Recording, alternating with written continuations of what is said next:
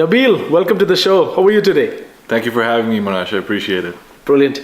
Nabeel, for all of us who don't know you, I know you, for the rest of the guys seeing the show who does not know you, give us a quick introduction. Hey, what's up, guys? My name is Nabeel Aziz. I am a direct response copywriter and marketing consultant in Dubai, and I run a tiny marketing agency with my brother called Dropkick Copy. Nabeel, amazing. A lot of us have different journeys that we got into what we're doing now. So you're doing a lot of marketing, especially digital marketing. How did all this start? Well, I actually fell into marketing by accident. I used to volunteer at this community center where I used to write their marketing collaterals. I used to write their emails for them, write posters for them, and I sort of fell into, because I had always had this strong command of English, the strongest in our group or whatever. Eventually, this community center was hosting a conference, and my friend, your business partner, actually got the gig to brand the conference and create all of the marketing around it. And he needed somebody to write copy, so he brought me on. We were both actually volunteering at the same community center, and he needed help, so I helped him out. And that was my first paid gig. So eventually I realized, I could charge people to do this full time, or as a side hustle. A little while before that, or I think after that, I got introduced to this online business owner called Sethi. And he has a website called iwillteachyoutoberich.com. And through him, I got introduced into this entire world that I didn't know existed called digital marketing. And I was introduced to all of the online marketing experts that you and I both know. Eventually, as I studied more and learned more, as I honed my craft, I got into it, doing it a little bit more, and now I do it full time. Welcome to the community. So Nabeel was into procurement before, and now he's a marketeer. Great. Nabeel, we were talking before we started recording. You're also doing a book. You're writing a book. Can you tell us more about the book? Yeah, this is my first attempt at writing a book. It's called Dragon Energy, the Tao Of Personal Branding. Wow. And the reason I wanted to write is because I needed a calling card or a hook to open up certain opportunities, like podcast interviews, appearances at conferences for speaking gigs, potentially to reach out to prospects and turn them into clients. And also I needed something to sell to my audience, because I've built up a decent sized following online. Most of them are beginner marketers or just getting into the online business game. I needed an entry level product to sell them because my services are high ticket. Brilliant. So in short, the book is going to be a sales tool. Yeah. Perfect. Good. I think thanks for the honesty. Yeah. People come up with weird stuff that, the book is what encapsulates my vision and stuff like that. But you've been very real. The book is a sales tool. Perfect. I think this is a real good segue to my next question. We've decided to call this episode Meet Your Number One Salesperson. Nabeel, can you tell us why did we decide with this topic name? Right. You and I were talking before we started recording this interview, and recently you and I have been working on this project with your team to revamp your entire website. And from my perspective as a copywriter, and the way digital marketing or just marketing in general works right now, for some businesses or many businesses, their website is their number one salesperson. And if you have a good website that's optimized for performance and for conversions, that's going to sell for you 24/7, 365. It doesn't sleep. People can be visiting from all over the world, and you could be making sales in your sleep. Yeah, I think very true, Nabeel. In fact, a lot of businesses meet my website first before meeting me or my team. So having a good website, having the right messaging so that it entices them to come and talk to us is very important. So yes. More importantly, as a business owner, as somebody who's running an agency, a lot of objectives are there. I have marketing objectives. So I think you should ask me that, bro. Okay, let's look at it from your perspective as a business owner, right? You've been in business for many years now. Mm-hmm. what do you want out of your business ultimately? Okay, so especially from a marketing perspective, from a business development perspective, I want my business to be known. Yeah, I want the phones to ring. I want emails to come in requesting for us to work with them. I want leads coming in. Yeah, I want brand recognition. I want things like you said, like I can go in and pass my knowledge to other people and make the marketing place a little more better. And how much time do you approximate that you spend educating prospects about why your business or the service that you deliver is important? Nabeel, let's not get started with that. See, the thing is, 2 years back, we started with an adventurous goal of revolving our business around content marketing. It is very new to our region. Our region, especially in the Middle East, we are into consuming a lot of content. We are great consumers. But when it comes to production, not so much. Especially when businesses, they don't. We see massive, big international FMCG brands like the Cokes and the Pepsis and the Colgates of the world doing it, but not everyday businesses. So this is our mission, to have content marketing as one of the strongest pillar of marketing. But you know what? There's a lot of education. Yeah, people still are figuring out what is the ROI, how can it be done at scale, how can not just the PR person or the spokesperson of a company stay away from content creation and stuff like that. So there's a lot of education going on, Nabeel. Yeah, typically what I understand is that you're going to do this education in person. Your business development guys will do it, or you might do it. And as a full-time employee and you as a business owner, that actually adds up to a lot of money in terms of man hours that you're spending trying to educate this market. What if instead of you doing it individually, you have that education available on your website all the time? Whether you're at work or not, you're educating your market, and you can educate them to the point where they want to get on the phone with you and work with you, and by the time they're on the phone, the sale is pretty much done. It's just a matter of crossing the I's and dotting the T's. Wow. I wish I wish this was a reality, for a lot of us. I mean, for a lot of the businesses out there. And Nabeel, tell us, is it really possible with a website? Or like, the reason I'm asking you this is I'm coming from a place where I talk to businesses who are operational for a few years.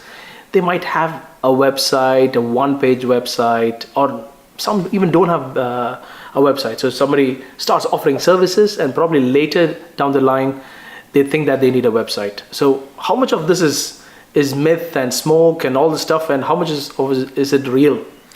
Yeah, I mean, for certain businesses, in fact, many businesses, you don't actually need a website to run your business. Take me, for example, as a copywriter. I don't need a website to run my business, because my business is going out and reaching out to other businesses and offering my services in return. I don't actually need a website to do that. I can use cold calls or cold emails. I could go meet people, whatever way or fashion. If you're selling products, for example, you don't need a website, but you might be able to sell it on Amazon Fulfillment by Amazon, Amazon FBA. Or if you're selling stuff like t-shirts or mugs or something like that, you can use a print-on-demand service. If you're selling information products, you don't need a website, because you can sell those products on a platform like Gumroad or a Teachable or Kajabi, or one of those learning management systems. However, you are going to need a website to own your own platform and to control the way your brand is perceived online, because that's how branding is done in the modern times. It's via the internet, it's via the way people interact with you online. Now, people can interact with you on places other than your website, but all of these places, you don't control them. Mm-hmm. If you're on Facebook, Facebook owns that. They can, a single algorithm change can totally ruin the work that you've done for building up your page and generating reach and traffic and things like that. It's going to get to a point where all of these platforms are going to charge you for the privilege of showing your fans or your audience your content in front of them, rather than you getting this reach organically. And the advertising model is, just generally the way that these platforms make their money.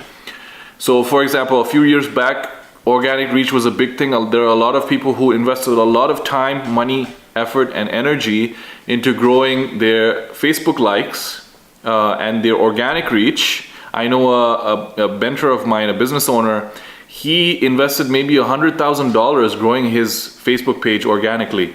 Okay, not via ads, by investing in content creators and that kind of thing. And overnight, Facebook turned off the organic reach. Okay, so all of that time, $100,000 down the drain. Now the only way you can reach your fans is by advertising. Okay, not only that, you don't have the ability to access or store the information of your customers. You can only do that via a website. Now, Nabeel, I think spot on. Yeah, to summarize, not every business needs a website, but it's going to be your home where you have control on. It's strange because the thing is, we've been in business for a few years, especially on the paid media side of things. At one point, probably 5 years down the line, people are running campaigns to increase the fan base, because rightly said, Facebook, having a good fan base on Facebook, which means you're paying much less to get people's attention. Yeah, you put a content out there and you get attention. Yeah, but nowadays there's no organic reach. It's almost zero. Yeah, which means a page like Pepsi, which has millions of fans, have to pay the same amount to reach their people compared to a page that have 4 likes. Strange. So you've amassed this large audience on these platforms and no control. I think it's a scary place. Yeah. So when you rely your business on third party, when things can really go wrong. Yeah. And I've been thinking about this a lot recently, and I've formulated it down into convenience versus control. Anytime you go for convenience, you're always giving up some level of control. You want to sell, for example, if I wanted to sell my book on Amazon make it super easy. Okay, but I don't own the customer. I don't own the customer data. I don't control the price. Amazon is very aggressive on controlling the price, I can't, for example, drive traffic directly to that book except via indirect means. I can't do things like upsell the customers or cross-sell the customer. Anytime you're going for convenience, which is how most people interact with, as businesses, they try to go for what's cheapest, what's easiest, what's most convenient, but they don't realize they're giving up control. And control is going to be everything down the line. Maybe not tomorrow, maybe not a year from now, but 5 years from now, 10 years from now, you have no idea what the digital landscape is going to look like. You want to have as much control as possible. Own your platform, own your content, own your customer list. I mean, I would differ to agree, because it's going to be so far down the line. We see Toys R Us. What happened to Toys R Us? Toys R Us went out of business because of Amazon. Yeah. They never owned their customer. So I think it's a reality today and not for the future. Yeah. So imagine you have 10,000 likes on Facebook, you have few fans on Instagram and followers on Twitter. You don't know them. I mean, you don't know their email address, you don't know their telephone numbers. And I think a website really helps you capture all that and even guide the experience the way you want. Yeah. Yeah, it's really quite situational as well. I mean, I know a lot of business owners, they are doing quite well using social selling techniques, where basically they host their product on a third-party platform. All they have is a social media account, and they sell that way. They build their brand on that social media account, and they do social selling that way. It's very easy to do. There's no resource. It's not intensive on the resources, and you can do it. The problem is when you want to scale up, that's where the problem lies, because again, you don't own the platform. It's entirely dependent on whether or not that platform is going to generate you the same results a year from now, 5 years from now, 10 years from now, and you have no idea whether that's going to be the case. Perfect. So we have an opportunity to create your top salesperson. Yeah. And it's up to you to take control of whether you have to do it or not. Yeah. Brilliant. So having said that, we understood that website is important and you can run without it, but it's going to be a really strong asset if you have it in the right way. Nabeel, can you tell us some of the big mistakes that people do when they're creating the websites? Yeah, the number one mistake I see, because most websites are run on WordPress now, about a third of the entire internet runs on WordPress website, is that they don't care about performance. And performance here refers to the speed with which your website loads up and performs for the average user. Not everybody is going to view your website on a high-end computer or a high-end smartphone. A lot of the internet doesn't have access to a lot of internet users don't have access to high-speed internet. So from a user perspective, it doesn't matter if you have the most gorgeous website in the world, if it loads slowly and makes 60 to 70% of people leave your website because the website hasn't loaded in 3 seconds. About half of all internet users expect a website to load in under 3 seconds. Wow. Okay? And every additional second of delay reduces conversions by about 6 to 7%. So the number one thing is they don't pay attention to the performance. Does your website have high quality fast hosting? Okay? A lot of people go with cheap shared hosting like on GoDaddy or HostGator or whatever, Bluehost. And those are fine when you're starting out, but you're going to realize later on that as your website grows, it's going to be harder and harder for you to convert those customers, because most of them are not even seeing your landing page because your website is so slow. Okay? So you want high quality hosting. Another problem I see is they have way too many plugins running. And every plugin that you add, every bit of additional code that your website has to run slows down your website. So they have too many plugins running. Another problem that I see is that from the user perspective, that they're trying to get the user to do too many things.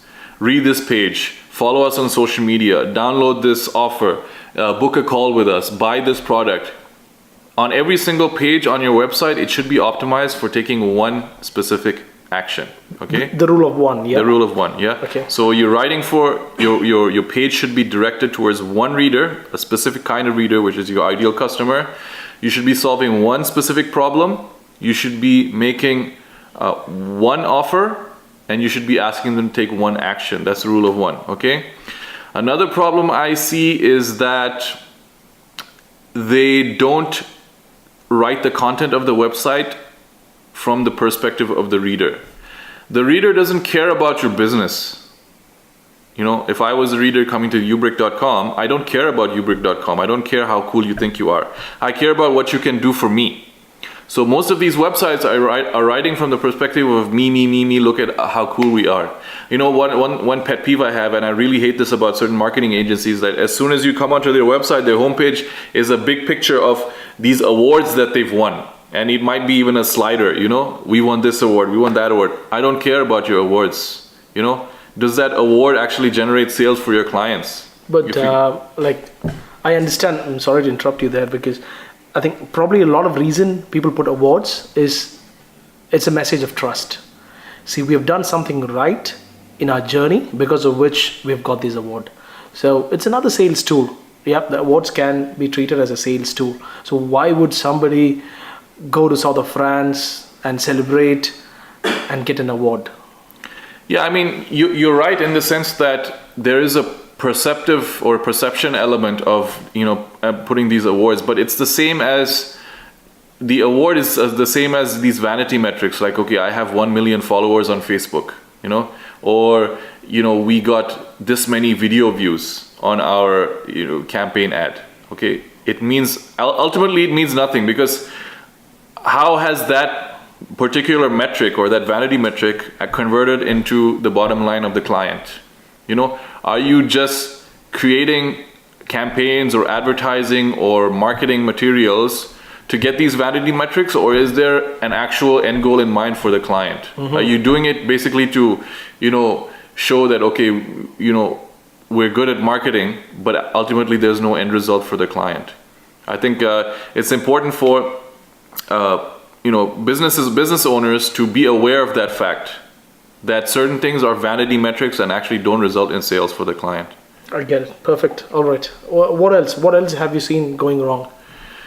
I think a lot of things that go wrong typically relate to an unwillingness or inability or a lack of research in trying to connect with the customer. Okay, that's why whenever we do any kind of marketing activity, whether it's writing website copy, whether it's doing performance marketing, whether it's creating advertising, you have to understand your ideal customer. Okay, so if you're gonna create a new website or redo an old website, the number one thing that you want to do is you want to create a list of your best customers, and you want to get them on the phone and talk to them and understand, what was going on in their life up until the point that they found your business. Okay, what problem did they have that your business helped them solve? What moved them to actually work with you instead of work with your competitors? So you have to understand the motivations of your perfect customer and then write your website from that perspective. Makes sense. I think, Nabeel, more increasingly what you're trying to say is you have to understand your buyer, which means you have to sell the human way. You have to get empathetic. I think all revolves around the same thing. So you understand the buyer, you understand what he's looking for, you give him a good experience. When he's checking our website, loads fast. So it's all about, again, empathy. It's about using technology today, using digital today to be better in communication, in understanding what they go through. Is that the similar, does it summarize the bad things, or no? Does it summarize? Yeah, I think you've got most of it. The key is to care about the reader, as opposed to using the website as just a banner advertisement or like a digital billboard advertising your business. If you show the user that you understand them, that you are the perfect person to solve their problems because you've done X, Y, and Z for other people as well, that you understand their problem, you understand how it makes them feel, you understand how the problem affects their life, they're going to want to work with you. Brilliant. I think we keep doing this for ourselves and people who work with us. We call it the buyer persona research and the methodology. I think this is good to start with the website. So let's share some practical experiences. Like, we went through a process, an ideal process rather, of how to create a website. Can we shed some light on that so that people can take away something from this and go implement it like today? Yeah. So let's talk about the Ubrik rewrite or overhaul. Okay. All right. So I wrote the original, because this is the second time we're overhauling it, right? You had a website that you did when you first started the business, and then a few years ago, I helped you rewrite the copy, and we put a new theme together. And recently, last year, we decided we're going to update the copy again, right? So the first thing that you need to know is that the copy, or the content in this case, the copy of the website is what leads the design, and not the other way around. Okay, so often you're going to get we get clients that come to us. They've already designed the website, and they say, "Can you write content for this?" And the copywriter is left trying to fit content in these little boxes, exactly. Where lorem ipsum dior, they've got all that, and then you need to fit the copy there.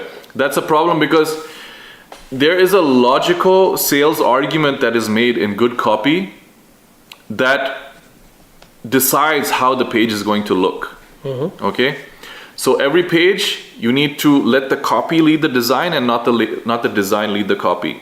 Okay, the second thing that you want to do is you want the copywriter to give you an idea of the wireframe, how he wants the page laid out. A lot of the time when you have lower quality copywriters, they'll just write the content for you and not give you any input on how the page is supposed to look. Okay, it's only in his head, and he's written it down in a Google Doc or wherever, but he hasn't given you input on how it should look. So the copywriter should give you wireframes on how every page should look. Okay, the third thing that you need to do is that too many websites are very high on graphical elements and fancy moving parts and GIFs and videos and things like that. The visual is supposed to accent and draw attention to certain parts of the copy and not the other way around. Okay, there are a lot of websites like it's like you went to IMAX and you're watching a movie.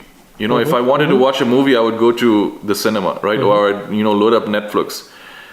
They're not conveying the information that the user needs to make a decision whether to stay and continue consuming information, or to stay and decide to work with them, or to leave. Okay, they're too busy being flashy. Okay, there's another problem. Okay, another problem that's related to the flashiness problem is that certain business owners will try to be too clever with their content. Okay, they might try to come up with a tagline that's more reminiscent of Apple or McDonald's or Coca-Cola, one of these global ubiquitous brands, whereas nobody knows them.